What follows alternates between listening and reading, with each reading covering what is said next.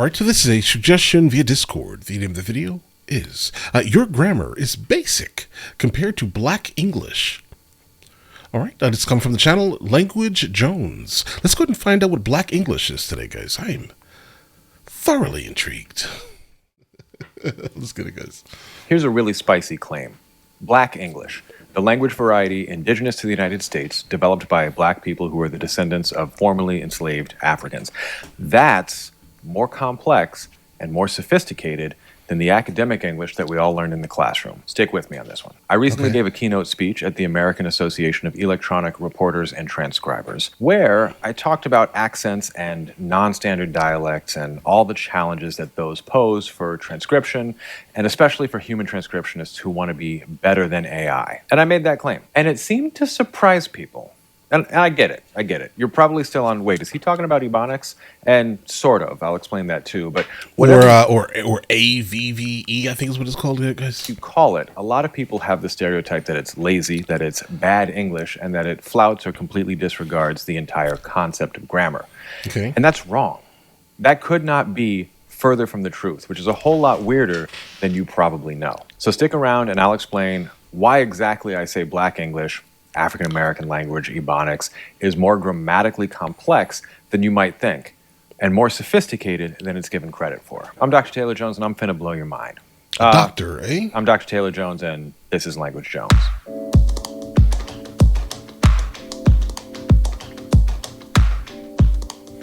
I see what you did there. I'm about to blow your mind. We're here. I promise you this is not a gimmick. What you probably know as Ebonics, and what linguists call African-American English or African-American language, or sometimes Black English, the black ones anyway, is way more grammatically complex and subtle and nuanced and, yes, sophisticated than people think.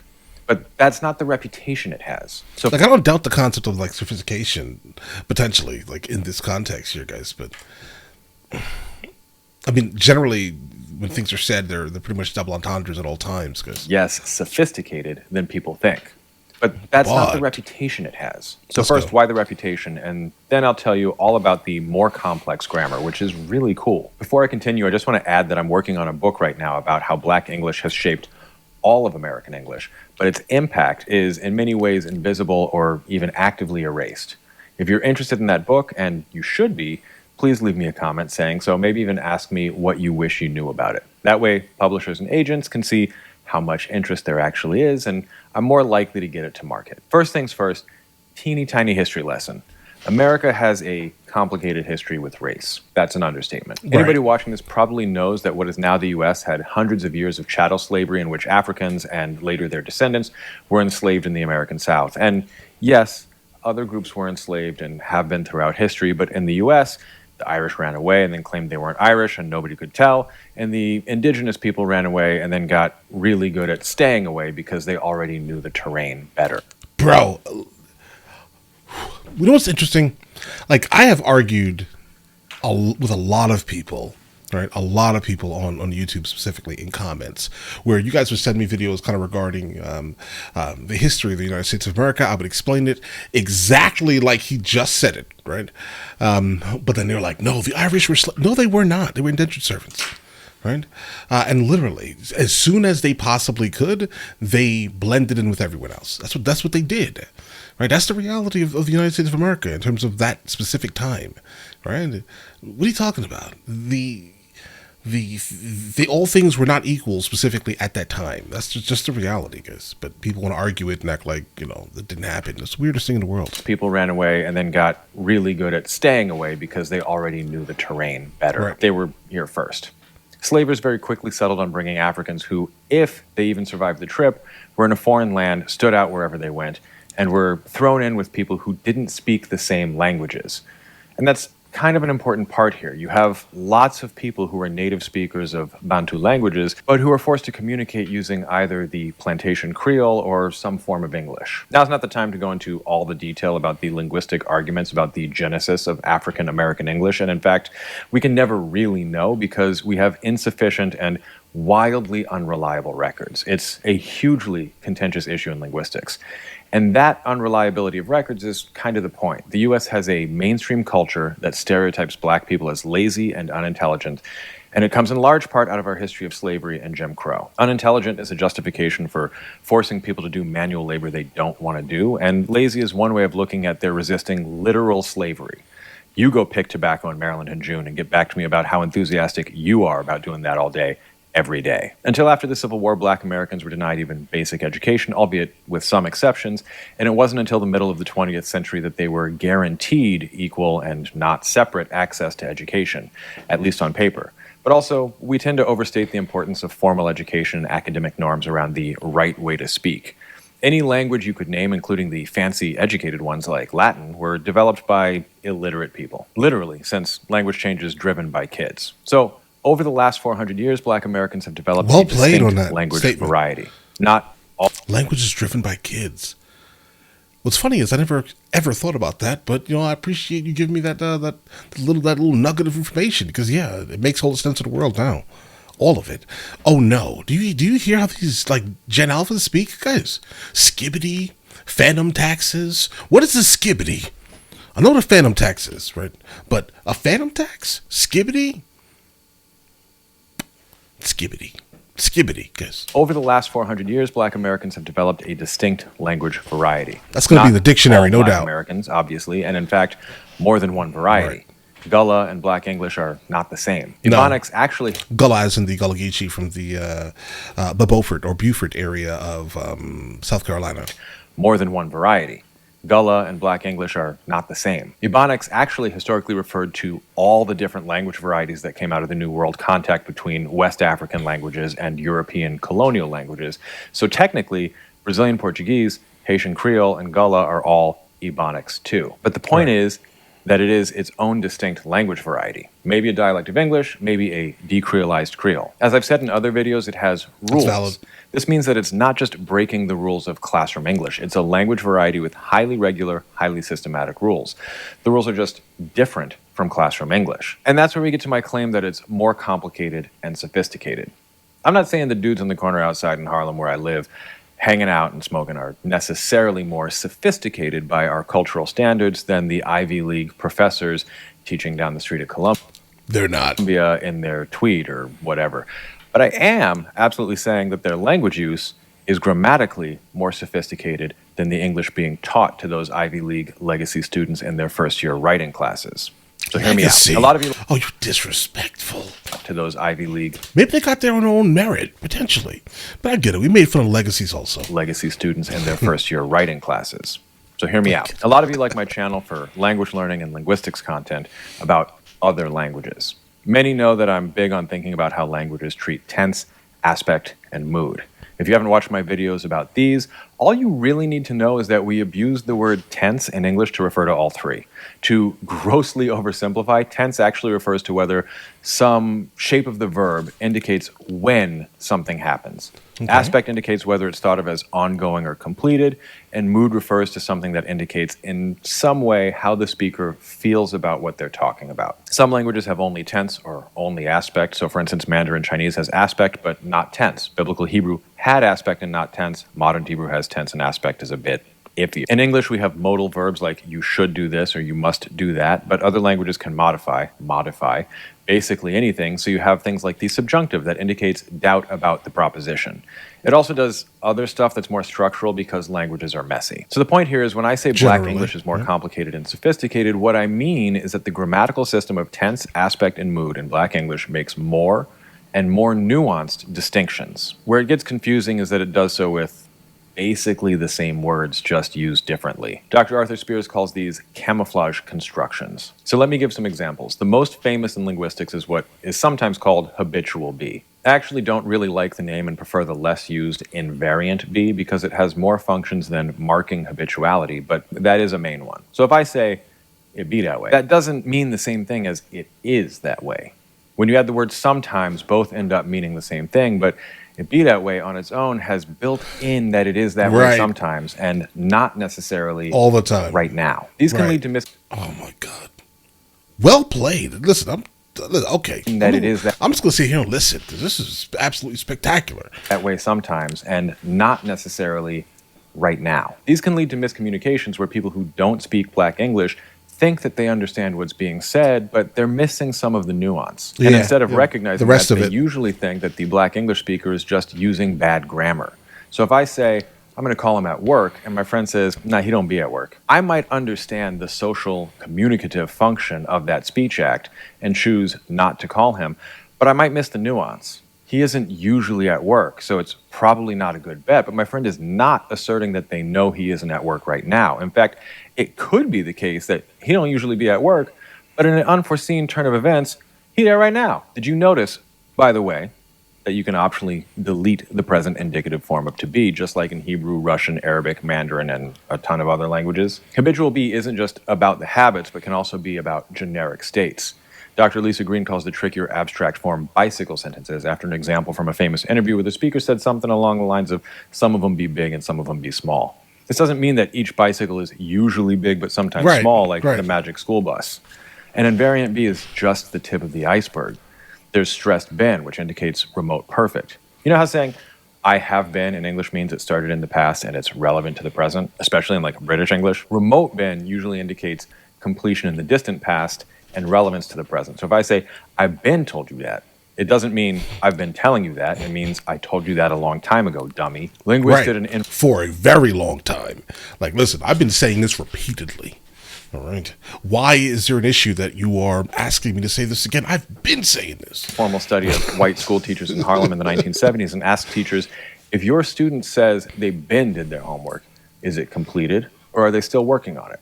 And the majority of the teachers got it wrong. Using the dialect kids speak at home to teach them literacy and then using the ability to read and write to teach them academic English. That was the issue with the IQ test, right? I think so. Them literacy and then using the ability to read and write to teach them academic English was actually the proposal that kicked off the Oakland Ebonics controversy. Black English also has many more modal verbs than classroom English, although many of you might be familiar with them from social media or from them slowly being adopted into the mainstream.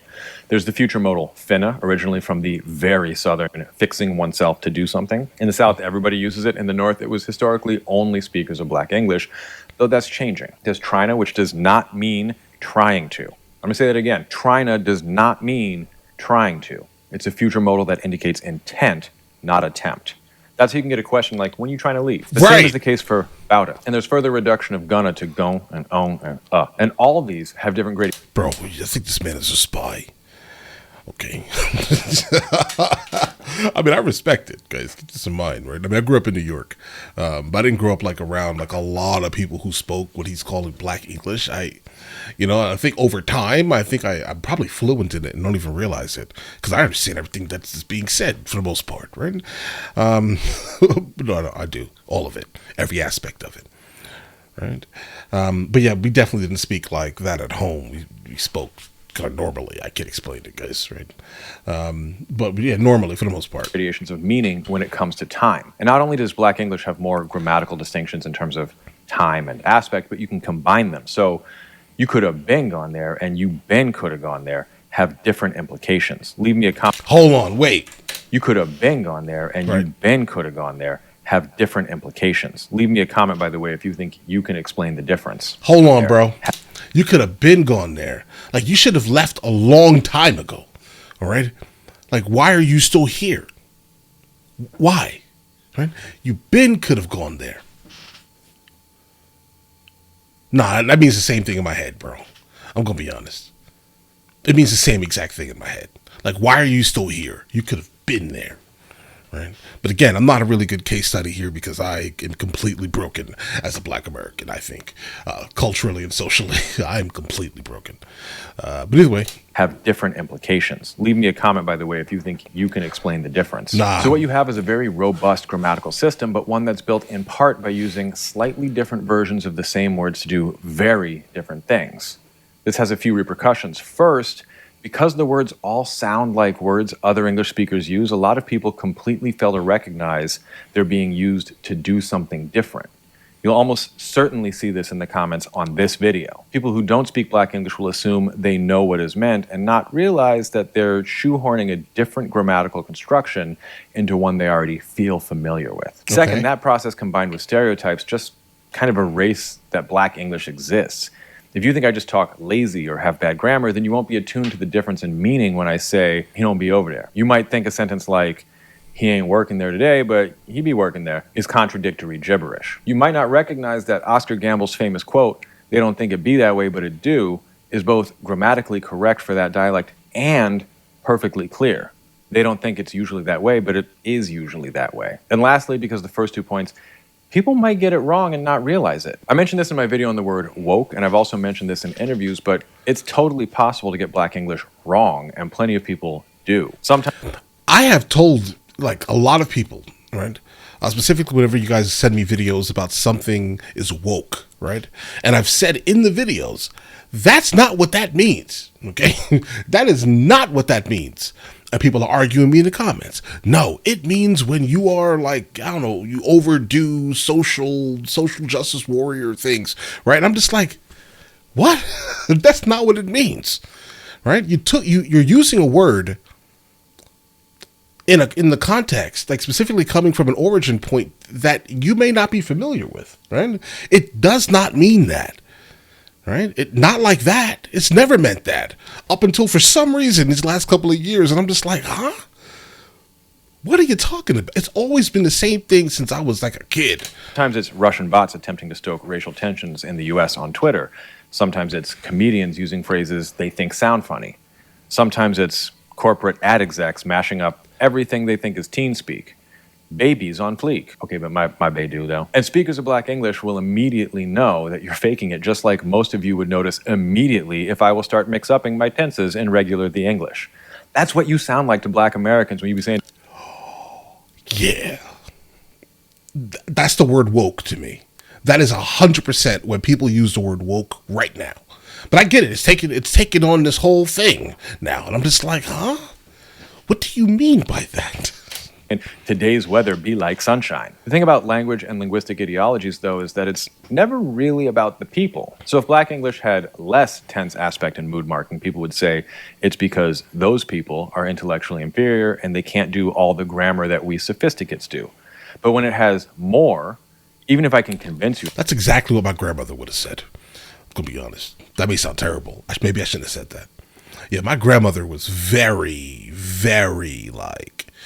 I don't think she liked herself. Let's go be honest. So that it's easy for people to keep the disparagement, but flip the reason. Those people are intellectually inferior, and so their language doesn't have the elegant simplicity of ours. To quote a famous speaker of Black English who you probably don't think of that way, you can't win. And you can't win, child. You can't begin. Bro, don't play that song. No. I know. That's The Wiz, by the way, Michael Jackson. You can't break even, and you can't get out of the game. There's a lot more that I could say about this. So much more that it could fill a book. So if you're interested in that book, definitely drop a comment. Yeah. Hey, bro, I don't know if you'll ever see this video of me reacting to your video, but yeah, I'm very interested. I'm heavily intrigued. I think my wife would absolutely love this. She natively speaks Spanish. She's from Spain, but she is incredibly intrigued by anything language oriented. I think she would love that book. I've already written chapters about the history of Black English, regional dialects and homegrown flavor, how racism and the culture wars have shaped the academic study of it in weird ways, and an entire chapter on just all the memes. So if you want to hear about the time a middle-aged white guy blurted out, "Bye, Felicia," to a Black linguist friend of mine, and what happened next, you're going to want to get a copy of this book. What? If you like what I'm doing... Was her name Felicia? Was her name Felicia? Bro? Let me know. If so, that's funny. That's a joke. With the channel, you can support me on Patreon at www.patreon.com/languagejones or right here on YouTube with Super Thanks and Super Chat. I've got upcoming videos on Duolingo, disinformation, disrespectful slurs, and that's just the D's. If you like this video, YouTube thinks that you'll like this one, and they know about these things. Until next time, here's a really... Skippity. Here's the thing, guys, okay? Keep this in mind. I don't think I've ever seen anything like this before, and I absolutely love it. I'm intrigued by this video. Right? I think I learned a lot. I never actually thought too deeply about even entertaining anything, language-oriented. I speak English, right? I barely speak a couple of other languages, guys. I can get by in Spanish and Korean, right? But other than that, no. I never actually deeply paid much attention to it, you know, guys. I'll give you a little bit of my story and how my English has been molded into how it is, I guess. You know, grew up on Long Island, New York, until I was about, 13, maybe. Then I moved from there to the South. I never picked up the Southern accent. I'm guessing because I didn't really hang out with anyone that spoke in a Southern accent. I stayed in the South for roughly maybe 17 years. No, not 17 years. 7 years. And then I left the South and moved to Europe. And yeah, that's it. Europe until I was, 35 maybe. In Spain specifically, right? So then come back to, and nowadays I go from Georgia to Spain. And I never really pick up anything these days. I stay pretty much insular in the house. I watch videos for you guys. I speak to my wife, who again, her first language is Spanish, right? And that's my existence. That's my day to day, right? And again, even still being in the South, back and forth, I don't think I've ever actually hung out with a Southerner before. I'm just gonna be honest. I don't think so. But maybe I should, so I can pick up on some of the things. I don't know how to meet people, guys. I have Asperger's, autism. I don't like people. People make me uncomfortable. But either way, listen, you guys all have an absolutely amazing day. Enjoy your day thoroughly. Guys, before we go, are you guys subscribed to the other channels? Logical Movie Reviews with Mr. L. Boyd, along with Mr. L. Boyd Music. Both are found in the description. Check it out.